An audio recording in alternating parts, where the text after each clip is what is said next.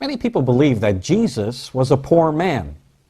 You hear many a preacher talk about how this poor person with raggedy clothes, and he was dwelling in the streets, the dusty streets of Palestine, dirty and grimy, was a threat to the Romans and the Jewish Sanhedrin.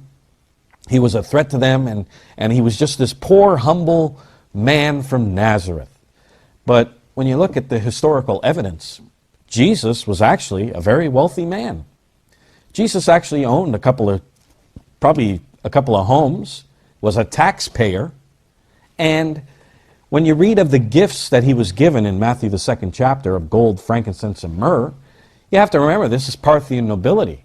They didn't come with, as I said earlier, gold and frankincense and myrrh that you could fit in the palm of your hands. They came with a caravan full of these items, and Jesus became a very wealthy person.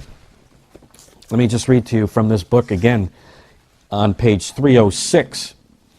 It says here, a third reason that enabled Jesus to go wherever he wished and do whatever he pleased was the fact that Jesus was wealthy.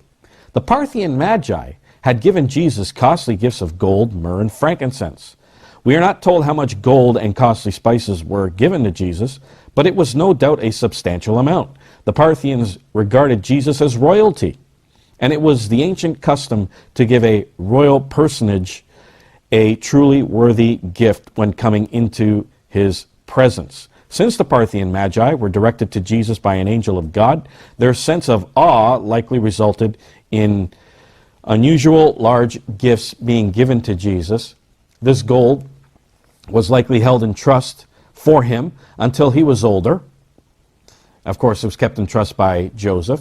And when he reached legal adulthood, Jesus controlled it. Also, since Jesus' mentor, Joseph of Arimathea, was also wealthy, one can be sure Jesus shared in that wealth. In all cultures and times, wealth can open a lot of doors. So Jesus, financially, was wealthy due to the gifts, due to Joseph of Arimathea, and that's the reason why he and his disciples could give to the poor. It was also why Judas stole from the treasury, because there was probably a lot of money in that treasury that they had. So Jesus was a wealthy man. He wasn't some poor wretch dwelling in the dust of Palestine, all dirty and grimy. He was a wealthy man. Why do you think the Romans wanted his clothing when he was on the cross? They were gambling for his clothes. Well, because he was a wealthy man, had nice clothes. So Jesus was a wealthy man.